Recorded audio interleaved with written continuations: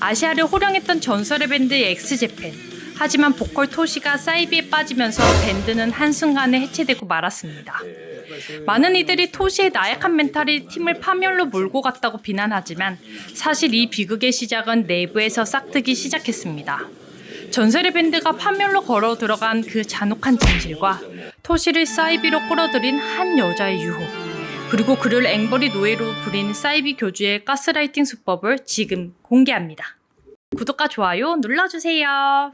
토시 이야기를 하기 전 엑스제팬의 베이스였던 타이지 이야기를 잠시 하겠습니다. 타이지를 알아야 토시가 왜 그토록 허망하게 사이비에 빠졌는지 이해할 수 있거든요.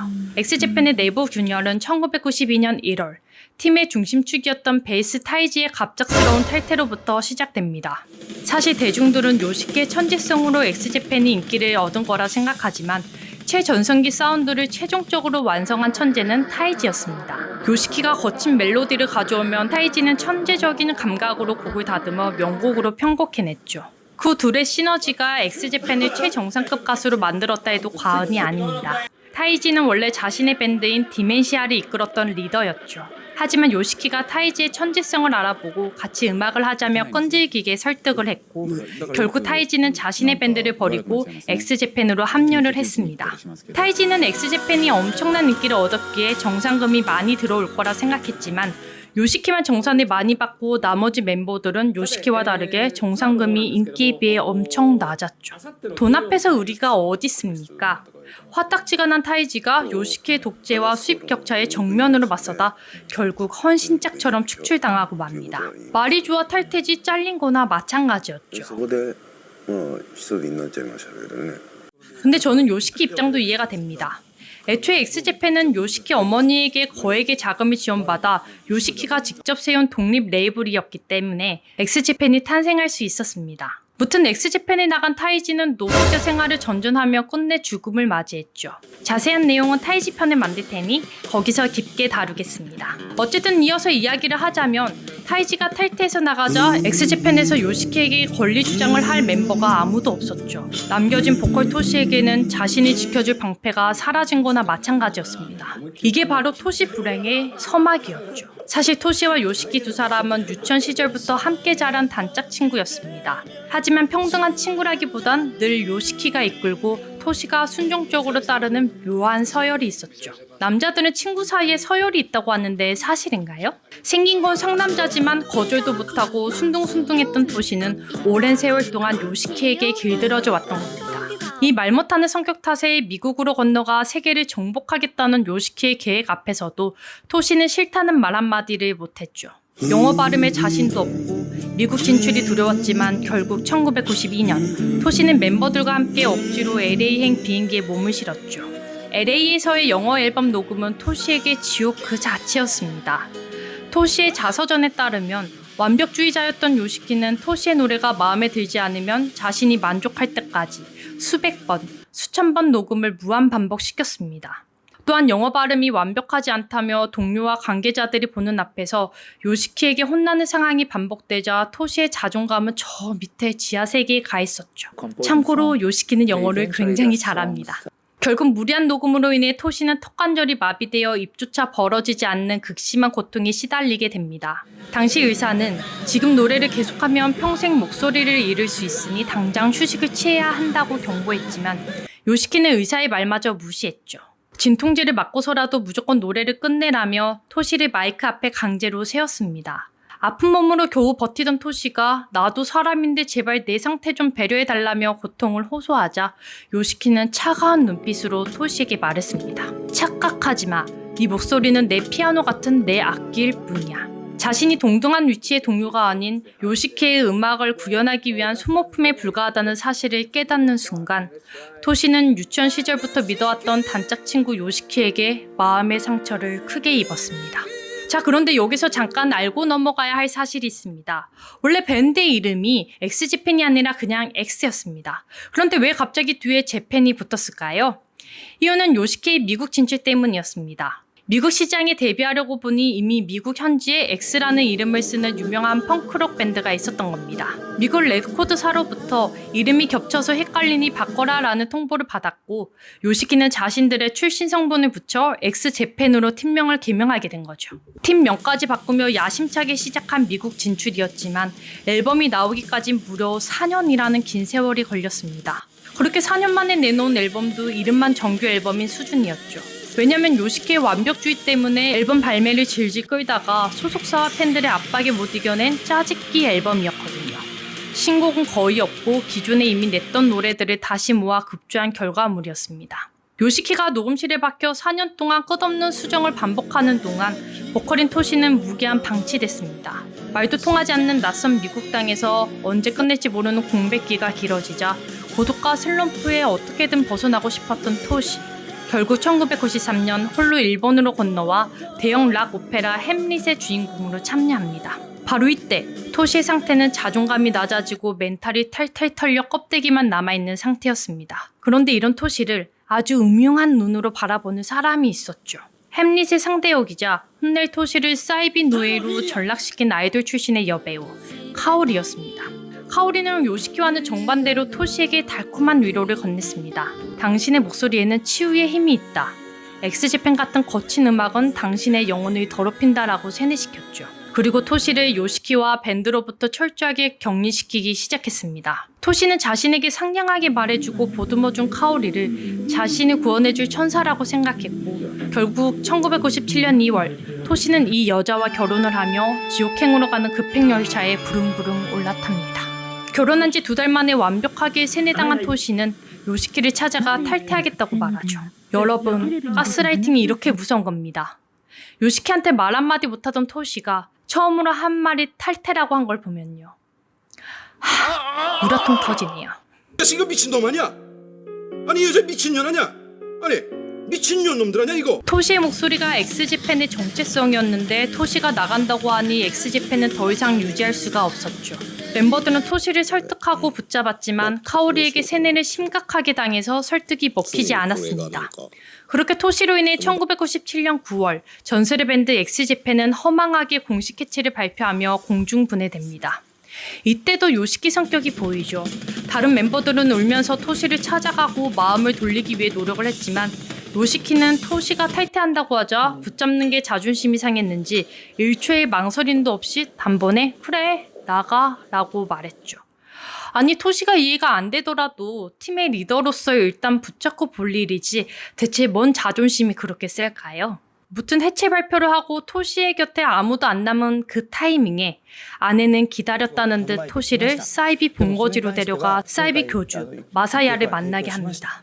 이미 아내에게 세뇌당해 이성이 마비되어 있던 토시는 교주를 만나자마자 그 자리에서 완벽하게 꼭두가시가 되고 맙니다. 그렇게 토시가 사이비에 완전히 빠지면서 팀은 파탄이 났지만 몇 달 뒤 1997년 12월 31일 도쿄돔에서 마지막 콘서트인 라스트 라이브가 열립니다. 여기서 엑스제팬이 해체했는데 웬 콘서트? 라고 생각할 수 있지만 도쿄돔 콘서트는 이미 해체 전에 계약이 된 상태였습니다. 만약 취소한다면 상상을 초월하는 위압감 폭탄을 맞아야 하는 상황이었죠. 교주도 도쿄돔 콘서트가 벌어다줄 막대한 정상금에 눈이 돌아서 그래 가서 팬들을 구원해주고 돈 벌어와라 라며 토시 콘서트를 허락해줬죠. 그렇게 마지막 콘서트인 라스트 라이브가 열립니다. 당시 무대 위 토시의 모습은 팬들에게 큰 충격이었습니다. 평생 화려한 비주얼을 자랑하며 락의 상징으로 살던 토시가 사이비 교주의 명령에 따라 염색을 전부 빼버린 채 굳은 표정이 검은 머리로 무대에 올랐기 때문입니다. 훗날 토시는 자서전을 통해 당시 도쿄돔 무대가 자신에게 감동이 아닌 살기 가득한 공포 현장이었다고 고백했습니다. 관객석 어딘가에서 아내와 교주가 눈을 부릅뜨고 자신을 실시간으로 감시하고 있었기 때문입니다. 토시는 무대 위에서 노래를 부르는 내내 내가 만약 여기서 조금이라도 옛날처럼 락스타같이 행동한다면 무대가 끝난 뒤 얼마나 혼날까?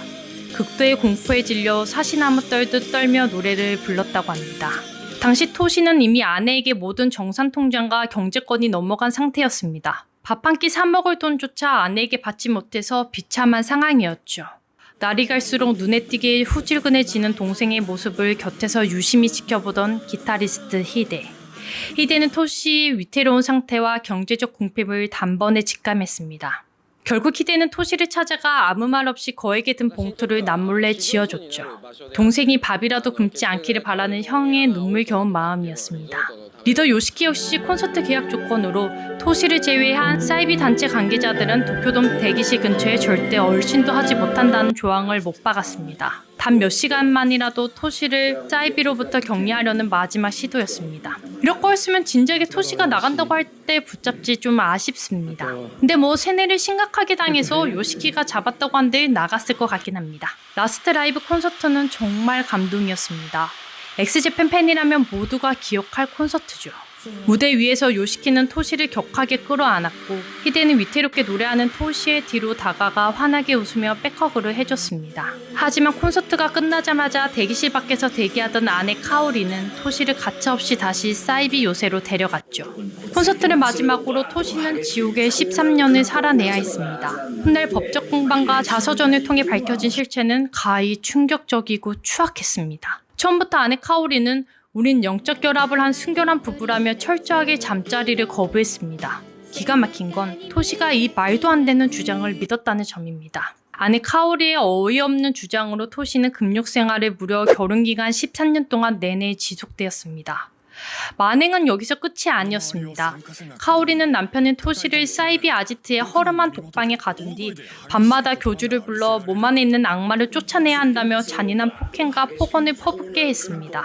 진짜 소름 돋는 건 교주의 폭행이 끝난 직후였습니다. 아내는 만신창이가 된 토시를 독방에 홀로 버려둔 채 옆방에 있는 교주의 침실로 자연스럽게 기어 들어갔습니다. 당신을 구원하기 위해 교주님 방에서 밤새 영적 기도를 올리는 것이라며 황당한 핑계를 대면서 말이죠. 실상은 남편을 독방에 가둬두고 옆방에서 교주와 대놓고 사실혼 관계를 즐기고 있었던 겁니다. 더 충격적인 건 카오리는 토시와 결혼하기 훨씬 전부터 이미 교주의 사실혼 아내였다는 거죠. 애초에 토시의 돈을 뜯어내기 위해 교주와 아내가 짜고 친 사기극이었습니다. 하지만 이미 세뇌당한 토시는 독방에 홀로 남겨진 채 이 막장 같은 상황을 의심조차 하지 않았습니다. 오히려 내 아내가 나를 구원하기 위해 지금 이 순간에도 교주님 방에서 밤새 영적인 기도를 올리고 있다며 감동을 했던 겁니다. 순수한 건지 바본지 토시를 보면 할 말이 많지만 이하 생략하겠습니다.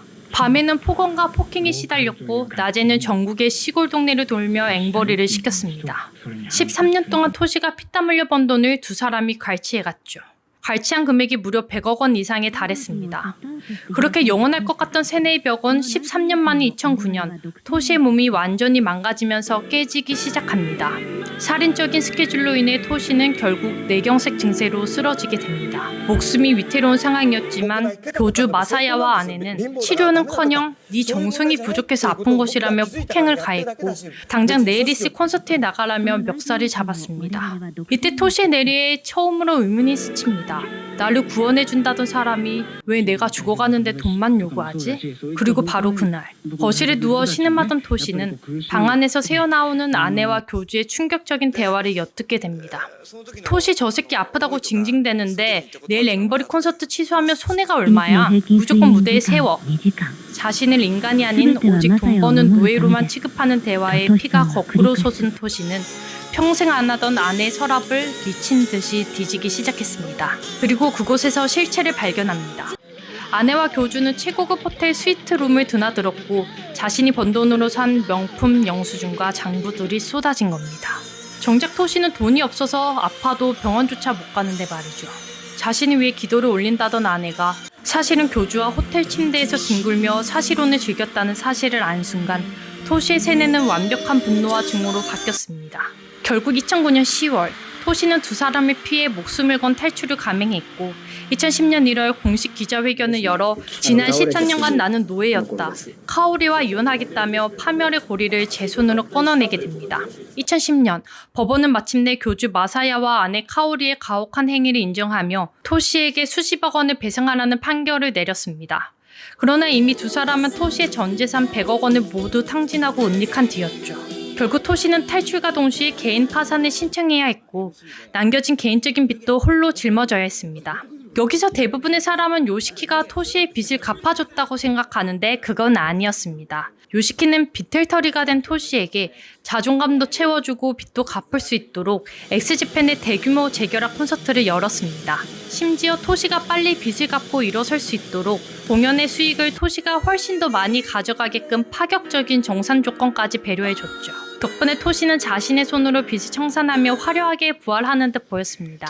하지만 돈과 계약 문제는 결국 두 사람을 다시 갈라놨습니다. 물론 엑스제팬은 요시키가 만든 밴드고 곡을 그가 만들었기에 요시키가 수익 대부분을 가져가는 건 자본주의 관점에서 당연한 일인지도 모릅니다. 그러나 토시 입장에서는 목을 쥐어짜며 무대를 이끄는 보컬의 비중은 절대적이라고 생각했죠. 그러나 자신이 동등한 파트너가 아닌 요시키의 부속품처럼 대하는 계약 구조에 억울하고 답답한 갈등이 존재하기 시작했습니다. 실제로 토시는 자서전 세뇌를 통해 당시 내막을 직접 고백했습니다. 사이비에서 도망쳐 나와 재결합을 했을 때 완전히 자유로워진 줄 알았지만 정신을 차려보니 또 다른 형태의 억압과 통제 속에 갇혀 있었다며 숨막혔던 심경을 밝혔습니다. 13년간 돈을 뜯기며 가스라이팅을 당했던 토시에게 정상과 계약을 요시키 뜻대로 통제받는 현실이 힘들었던 거죠. 그러나 요시키의 입장 역시 완강했습니다. 과거 90년대 전성기 시절 토시의 가족들이 토시의 이름을 팔아 수십억 원의 사기 빚을 졌을 때 리더인 요시키는 자신의 사비와 엑스제팬의 계약금을 털어 막대한 빚을 전부 청산해준 은인이었습니다. 그렇게 요시키의 입장에서는 사이비에 빠져 전 재산을 탕진하고 파산까지 겪은 토시가 또다시 주변 사기꾼들이나 사이비 세력에게 이용당해 돈을 날리지 않도록 자신이 직접 기획사를 통해 돈줄을 쥐고 관리하려 했던 겁니다.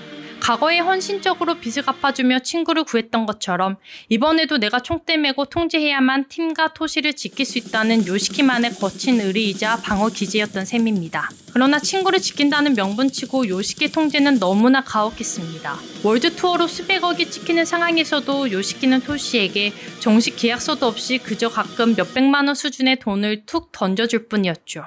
결국 당장 먹고 살 생활비조차 없어 기획사에 돈을 구걸해야 했던 토시 입장에서는 이건 역시 과거 사이비 시절과 다를 바 없는 또 다른 형태의 잔인한 억압이었던 거죠. 화딱지가 난 토시는 자신의 프로필에서 엑스제팬 보컬 이력을 삭제했고 방송에서 노래할 때 가사까지 직접 싹고쳐 부르며 요시키의 흔적을 완벽하게 지웠습니다. 서로의 SNS를 언팔로우한 채 공식 석상에서 이름조차 서로 언급하지 않은 지금 50년 단짝 친구였던 두 천재는 서로를 완벽히 거부하는 영원한 남남이 되었습니다. 참 안타깝죠. 엑스제팬이 다시 재결합한다고 했을 때 많은 팬들이 드디어 토시와 요시키를 한 무대에서 본다며 참 좋아했는데 말이죠. 이제 다시는 한 무대에 서는 모습을 보기 힘들 것 같습니다. 그저 각자 위치에서 건강하게 음악 활동을 해줬으면 좋겠습니다. 저는 타이지의 탈퇴부터 이 밴드의 비극이 시작됐다고 생각합니다. 왜 그렇게 생각하는지, 그리고 타이지가 엑스제팬을 어떻게 최고의 밴드로 이끌었는지, 왜 그렇게 비참하게 노숙을 하고 죽게 되었는지 다뤄보겠습니다. 후딱 만들어 올 테니 구독해주시고 기다려주세요. 지금까지 피플 인사이드 365였습니다.